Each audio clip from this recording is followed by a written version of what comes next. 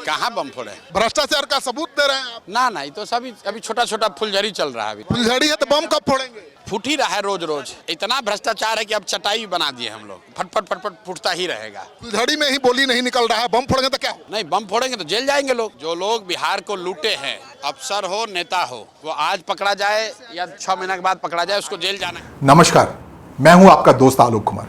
अभिवादन स्वीकार कीजिए मेरा। बात बिहार की। प्रशांत किशोर बड़ी तेजी से, बड़े शार्प तरीके से चढ़ते जा रहे हैं। ठीक वैसा ही जैसा कोई यूट्यूब का चैनल हो और उसके प्रशंसक आए जा रहे हैं। प्रशांत किशोर की हालत बिहार में वही है। कोई चैलेंज नहीं कर रहा, कोई चुनौती नहीं दे रहा। वो जिस दिन चाह रहे हैं, जिस सुबह जा रहे हैं, जिसको चाह रहे हैं उसको टारगेट कर रहे हैं, जिसको चाह रहे हैं उसे छोड़ दे रहे हैं। कह रहे हैं कोई मूर्छित हो जा रहा है उनके अटैक से, कोई पूरा मजमा लगाया पड़े हैं बिहार में। कहते हैं पदयात्राएं खूब की, अब वो रैलियां कर रहे हैं। रैलियां करने का, पदयात्रा तब तक करता है इंसान जब तक लोग कम होते हैं उसके आगे पीछे, और रैलियां तब करना शुरू करता है जब लोग उमड़ना शुरू करते हैं। तो हाँ, कई सफल रैलियां हो रही हैं प्रशांत किशोर की, लेकिन अभी तकरीबन 2.5 महीने बाकी हैं चुनाव के। दरअसल अभी क्या हुआ है, बहुत प्री प्लान के तरीके से प्रशांत किशोर आ गए हैं। ऐसी प्लानिंग किसी और पार्टी ने नहीं की है बिहार में कम से कम। और वैसे भी चुनाव में या पॉलिटिक्स में होता है कि चुनाव के समय जाके देखेंगे, सबको ये पता होता है चुनाव कैसे मैनेज हो जाता है।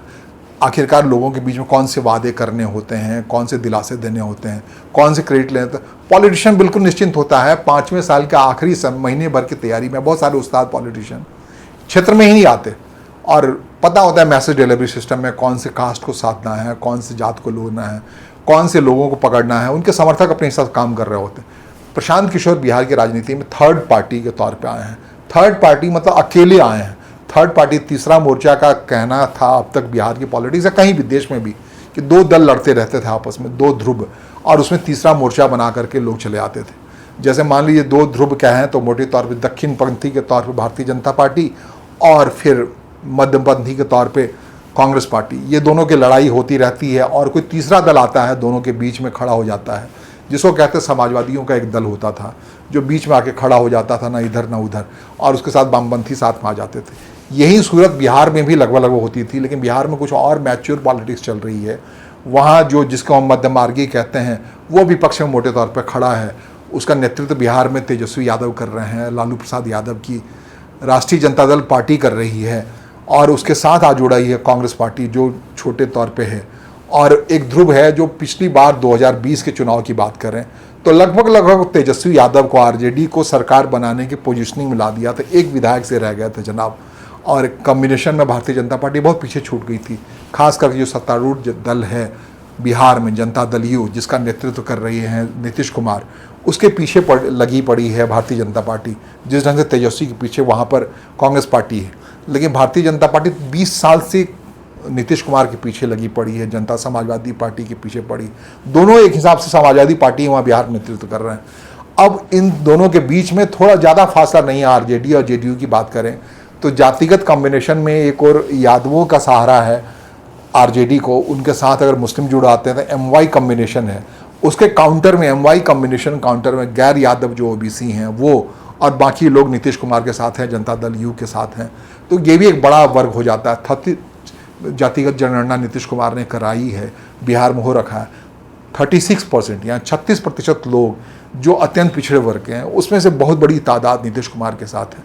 इसके अलावा कोई कुछ वहाँ की जाति तो है। तो इन सब के बीच में, और सवर्णों की मोटे तौर पे जो हिमायतें हैं, उसमें भारतीय जनता पार्टी का नाम लिया जाता है। जब कांग्रेस पार्टी एक्टिव होती है, सवर्णों के बीच से कुछ घिसक के चला जाया करता है। इस अत्यंत पिछड़े वर्ग की ओर से कुछ ईंटें घिसक के चलाया जाया करती हैं कांग्रेस की तरफ। तो एक कॉम्बिनेशन इस ढंग से बिहार की जो फ्लोटिंग राजनीति है, उसमें फिर भी 2 ध्रुव बिल्कुल क्लियर हैं।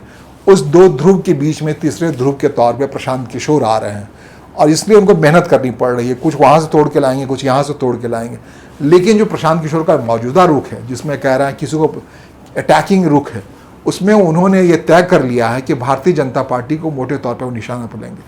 आज की तारीख में बात करें तो भारतीय जनता पार्टी प्रदेश अध्यक्ष दिलीप जायसवाल, या उसके अलावा जो वहाँ के साफ सुथरे इमेज वाले कहलाते थे मंगल पांडे स्वास्थ्य मंत्री, उनको मोटे तौर पर उन्होंने निशाने पर ले रखा है। भारतीय जनता पार्टी का और भी नेता है। तो इससे साफ दिखता है कि प्रशांत किशोर जो अगड़ी जाति से आते हैं, सवर्ण जाति से आते हैं, तो उन्होंने सवर्णों को निशाना बनाया। मंगल पांडे को निशाना बनाने का मतलब समझ में आया कि मंगल पांडे बहुत समय तक उनकी जिस इलाके में प्रशांत किशोर आते हैं उस इलाके के पॉलिटिशियन हैं, और प्रशांत किशोर भी पांडे हैं। तो पांडे जी पे निशाना साध के ये बताया कि उनको कोई मरम्मत नहीं है, वो अपनी जाति से भी सही। ये सारी बातें आप कहेंगे आलोक कुमार ऐसा बोल क्यों रहे हैं, तो सारी बातें बिहार में जाति के आईने ऐनक से देखी जाती है, और उस लिहाज से आप देखेंगे प्रशांत किशोर का मंगल पांडे पे अटैक करना वाजिब लगता है कि ताकि उनको साबित करना है कि वो सवर्णों के हिदायशी नहीं है, उसका उनको फ़ायदा मिलेगा, तो अटैक कर रहे हैं। इसी ढंग से दिलीप जायसवाल को अपने हिसाब से वो अटैक कर रहे हैं। सम्राट चौधरी पे अटैक कर रहे हैं। सम्राट चौधरी दिलीप जायसवाल पे उनके अटैक करने की मोटी वजह ये है कि दोनों आयातित हैं भारतीय जनता पार्टी में आरजेडी से। आरजेडी जिसके बारे में कहते हैं जंगल राज के मसीहा हुआ करते थे लालू प्रसाद यादव। पूरी बिहार की पॉलिटिक्स बीते 20 साल से तकरीबन इसी बात पे चल रही है, लालू प्रसाद यादव के उस दौर की याद दिलाते हुए कि जहाँ अराजकता ज़्यादा बड़ी थी, जब साधु यादव, सुभाष यादव होते थे दाएं बाएं हाथ लालू प्रसाद यादव के, राबड़ी देवी के, और जो कुछ भी अराजकता माहौल था, तो 20 साल बिहार की जनता को हर चुनाव में याद दिलाया जाता है। इतनी अराजक स्थिति में वापस लौटने से ज़्यादा अच्छा है कि आप नीतीश कुमार के सुशासन वाली व्यवस्था को जारी रखें। यादवाज जो बड़े एग्रेशन में होते हैं उनसे बचने का ये तरीका है कि आप इनके साथ रहें। तो 20 साल पुरानी बात को बार बार याद दिलाते हुए उसी के तहत प्रशांत किशोर ने आरजेडी के 2 पुराने नेताओं को, जिसमें सम्राट चौधरी हैं, सम्राट चौधरी की राजनीतिक शुरुआत ही आरजेडी से हुआ, उनकी नहीं, उनके पिता जो शक्नी चौधरी हैं उनकी शुरुआत ही पूरी तौर से आरजेडी के नेता कहे जाते थे। वो एक दौर ऐसा था शक्नी चौधरी का पूरा इलाका जो तारापुर का इलाका था वो उस मोटे तौर पर हवाले छोड़ दिया गया था, लालू प्रसाद यादव शक्नी चौधरी का हवाले छोड़ दिया था। ये दिगर है कि बाद के दिनों में वो जेडीयू में आया और नीतीश कुमार ने वो सहारा लिया, ठीक है उसी स्टाइल में जिस स्टाइल में लालू प्रसाद यादव ने शक्नी चौधरी का इस्तेमाल किया, या शक्नी चौधरी ने ही इन लोगों का इस्तेमाल किया अपने हिसाब से। तो जो सम्राट चौधरी के पिता हैं वो उपज है आरजेडी के, तो उनके निशाने बनाने की वजह है। तो प्रशांत किशोर ये बताना चाह रहे हैं कि आरजेडी और बीजेपी में कोई ज़्यादा फर्क नहीं है। इस हम फ़र्क को समझें, जो पार्टी मोटे तौर पर चाल, चरित्र और चेहरा के हिसाब से पॉलिटिक्स करती है, अगर वो आरजेडी से नेताओं को बोरो करके अपनी पॉलिटिक्स कर रही है बिहार में, इसका मतलब वो किस ढंग से सीरियस है। तो कुल मिला के बीजेपी से जो वोट टूट सकता है उसको निशाने पर लेने के लिए प्रशांत किशोर ने इनको निशाना बना रखा है। तीसरे मोर्चे में वो अकेले खड़े हैं। अब तक उनके कॉम्बिनेशन के आसपास कोई बड़ा नेता नहीं है। वो मुकेश सहनी उनके निशाने पर कतई नहीं है। अगर मौका जब भी लगता है चिराग पासवान को कभी निशाने पर नहीं लेते, तारीफ ही करते हैं। उनको लगता है वो क्लास इनके साथ आ जुड़ेगा। चिराग पासवान 2020 में अपने जातिगत समीकरण के हिसाब से एक्टिव थे। उस एक्टिविटीज़ के तहत उन्होंने नीतीश कुमार को निशाने पर लिया था, और नीतीश कुमार को कहते हैं तकरीबन 48 सीट ऐसी हैं जो चिराग पासवान जो अलग से लड़ रहे थे, अलग से इसलिए लड़ रहे थे कि वो कह रहे थे भारतीय जनता पार्टी तो ठीक है लेकिन नीतीश कुमार बुरे हैं, तो उस लिहाज से लड़ रहे थे। और भारतीय जनता पार्टी के अलायंस था नीतीश कुमार के साथ, जैसा कि रहता है, तो उसमें 43 सीट ही नीतीश कुमार सिर्फ इसलिए ला पाए कि चिराग पासवान ने 48 सीटों पर नुकसान पहुंचाया अपने वोट पैटर्न के जरिए, अपने एग्रेशन के जरिए। इस बार अगर याद करें, ये 2020 की बात है, 5 साल पहले की बात। इस बार अगर याद करें तो इस बार निशाने पर नीतीश कुमार तो हैं ही, इन पीके जिसे प्रशांत किशोर कहते हैं, लेकिन भारतीय जनता पार्टी भी इस बार निशाने पर है। चिराग और प्रशांत किशोर में ये फ़र्क है। तो इसलिए आप बात करें तो मोटे तौर पर प्रशांत किशोर एक आग से खेल रहे हैं, एक ऐसे आग से जिसके पास मोटा प्रचार तंत्र है। भारतीय जनता पार्टी से लड़ना उतना आसान नहीं है जितना लड़ना चिराग पासवान के लिए नीतीश कुमार के खिलाफ था। नीतीश कुमार के खिलाफ इसलिए पॉसिबल है कि 20 साल से वो शासन में है। उन शासन में जो रहता है सत्ता विरोधी मत इनकैश करना आसान होता है, लेकिन भारतीय जनता पार्टी की स्थिति है वो सत्ता में है भी और चेहरा नहीं है। और जो केंद्र का जो चेहरा है भारतीय जनता पार्टी का, अमित शाह हों या नरेंद्र मोदी हों, ये एक धवल चेहरे के तौर पे गिने जाते हैं। पॉलिटिक्स में शुचिता को लाने वाले लोग गिने जाते हैं, लेकिन बिहार में वो पूरी पॉलिटिक्स भारतीय जनता पार्टी वहाँ सम्राट चौधरी के हाथों कर रही है, दिलीप जायसवाल के हाथों कर रही है। और हाँ, एक कद्दावर नेता है मंगल पांडे जो भारतीय जनता पार्टी का ओरिजिन के ही है, उसको निशाने पर ले रहे हैं।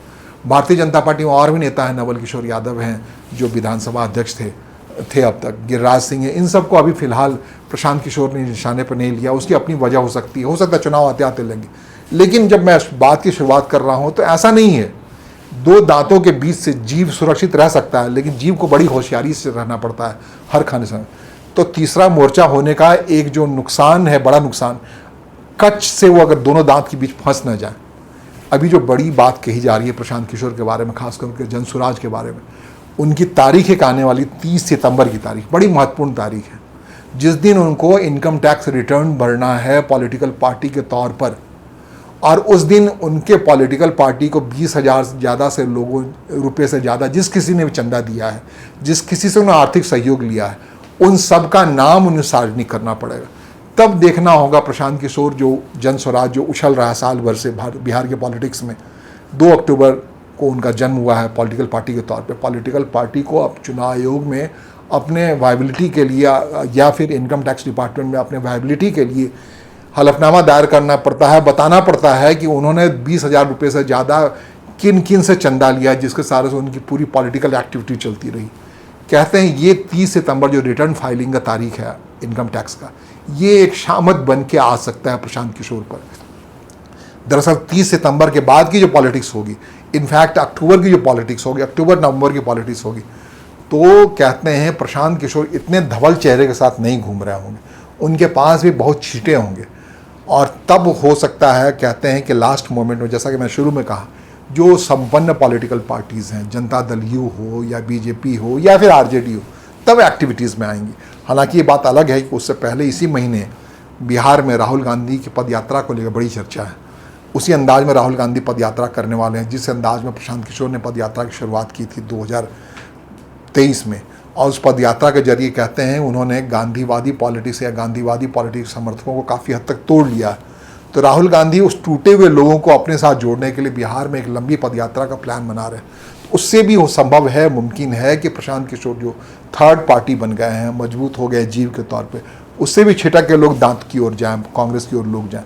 और दूसरा जो प्रबल अटैक होना है प्रशांत किशोर पर 30 सितंबर को होना है। 30 सितंबर जब इनकम टैक्स रिटर्न में जो सारी बातों को सार्वजनिक करेंगे, बाकी ये बातें साफ होगी, उनको किराया कहाँ से दे रहे हैं, रह कहाँ से रहे हैं, वो पॉलिटिकल पार्टी चलाने के लिए रैलियों के लिए पैसे कहाँ से जुटा रहे हैं, कौन सा ऐसे व्यक्ति है जो उन्हें चंदा दे रहा है, क्या वो सारा पैसा उनका अपना अर्जित किया हुआ है। तो ये भी बात साबित करने पड़ेगी, वो अर्जित जो किया है वो अर्जन पैसा भी उनको खुलासा करना पड़ेगा। और ये यदि उन्होंने सीए से बेहतर तरीके से, सीए की टीम उनकी ठीक से काम कर रही, कहते हैं सिलसिलेवार तरीके से कुछ लोग पॉलिटिक्स कर रहे हैं, तो उसमें प्रशांत किशोर भी, अगर उन सारे नामों को, छद नामों को छिपा लेते हैं या संभाल लेते हैं या सार्वजनिक करने सुचिता के साथ सार्वजनिक कर देते हैं, तब तक प्रशांत किशोर बच जाएंगे। ये मुमकिन है, ऐसा नहीं है, मैं नहीं कह रहा हूँ 30 सितंबर के बाद कोई शामत आएगी प्रशांत किशोर। तब अगर वो साफ कर देते हैं इनकम टैक्स रिटर्न में उनका फेयर मनी से पूरी पॉलिटिक्स है, तब वो माइलेज भी दे सकता है, उनको फ़ायदा भी दे सकता है। लेकिन जो नुकसान होने वाला है अभी हाल में, भारतीय जनता पार्टी अपने हिसाब से अटैक करेगी। जिस ढंग से मंगल पांडे को उन्होंने निशाना बनाया, एक ऐसी बात को बनाया जो पहला अटैक था जिसमें 25 लाख रुपए का चेक से दिए गए पेमेंट का मामला था। मंगल पांडे ने दिल्ली जायसवाल से उधार लिया था 25 लाख रुपये द्वारका के, दिल्ली के द्वारका में फ्लैट खरीदने के लिए, उसे चेक से वापस कर दिया मंगल पांडे ने। तो ये इसमें कहाँ करप्शन का मामला है, ये तो इसको बताना पड़ेगा। और बहुत सारे मामले आने वाले हैं जो आप वीर के तरीके से बीच में लाठी भांज रहे होते हैं, तलवार भांज रहे होते हैं और सब पे निशाना साध रहे होते हैं। कहाँ आरजेडी, कहाँ बीजेपी, सबको एक साथ आप मिला देना चाहते हैं। आप कहते हैं कि आरजेडी से अलग नहीं है भारतीय जनता पार्टी बिहार में। अगर ऐसा साबित करने में लगे हैं आप, तो अटैक, जो प्रॉपर अटैक हो सकता है, इसके लिए भी तैयार रहिए। जिस अटैक के जरिए बिहार में तो लड़ना हो सकता है, अब तक दिख नहीं रहा भारतीय जनता पार्टी वो रुख, लेकिन दिल्ली में यह प्रदर्शन कर चुकी है। भारतीय जनता पार्टी को जब अरविंद केजरीवाल निशाने पर लेने लगे, कांग्रेस का अंदाज है उसे बताने लगे, तो दिल्ली में जो कैंपेन हुआ भारतीय जनता पार्टी का, जिसके जरिए रेखा गुप्ता आज वहाँ की चीफ मिनिस्टर रही है, उस बेमिसाल उस कैंपेन को लोगों ने देखा कैसे डिस्क्रेडिट हो गया। अरविंद केजरीवाल को जेल जाना पड़ा, दिल्ली को छोड़ना पड़ा, दिल्ली की जनता की नज़रों से उतरना पड़ा। तो भारतीय जनता पार्टी काफ़ी ताकतवर है इस कैंपेन में। जिस कैंपेन के मसीहा माने जाते हैं प्रशांत किशोर, क्रेडिट लेते हैं कि उन्होंने ही सिखाया भारतीय जनता पार्टी। तो सीखते सीखते भारतीय जनता पार्टी काफ़ी आगे निकल गई। अगर वो भारतीय जनता पार्टी को आरजेडी सरीखा बनाना चाहते हैं, बताना चाहते हैं बार बार जिस अटैकिंग अंदाज में, तो भारतीय जनता पार्टी की ओर से कोई जब प्रतिक्रिया आएगी, वो जाहिर तौर पर वो प्रतिक्रिया ऐसी नहीं होगी जो नीतीश कुमार की ओर से मिलने को मिलता है। नीतीश कुमार तो बड़ी विनम्रता से कहते हैं कि भाई प्रशांत किशोर का कपड़ा, पैंट शर्ट अभी भी हमारे घर में रखा पड़ा है, जिस दिन आए आके ले जाएं। यहीं पे उन्होंने, नीतीश कुमार जो मुख्यमंत्री थे उन्हीं के घर में आए, उन्होंने पैंट शर्ट बदला और खादी का कुर्ता पहना। तो जिस दिन चाहे आके ले जाएं। तो नीतीश कुमार इस विनम्र भाव से कहते हैं, सब कुछ माफ़ है उनकी नज़र में। तो नीतीश कुमार थोड़े से अलग किस्म के पॉलिटिशियन हैं, जिनके बारे में लालू प्रसाद यादव कहते हैं कि इनका दांत इनकी आंत में है। नीतीश कुमार, तो नीतीश कुमार कब किसको गटकते हैं वो किसी को पता नहीं लगता है। नीतीश कुमार समय लेते हैं वार करने में, लेकिन भारतीय जनता पार्टी इतनी सुस्त अंदाज में रहेगी ये समझना बड़ा मुश्किल है। भारतीय जनता पार्टी के अलावा जो अटैक होना है प्रशांत किशोर पे, जो अभी तक अक्षुण्ण तरीके से दौड़े चले जा रहे हैं, वो कांग्रेस पार्टी है। इन सारे अटैक के लिए उनकी क्या तैयारी है और वो कितना प्रबलता से उस अटैक का जवाब दे पाते हैं, ये देखना है। अगले 2.5 महीने का सफ़र बाकी है चुनाव तक चलने में। देखिए बिहार की राजनीति बहुत मनोरंजक होने वाली है। धन्यवाद, नमस्कार।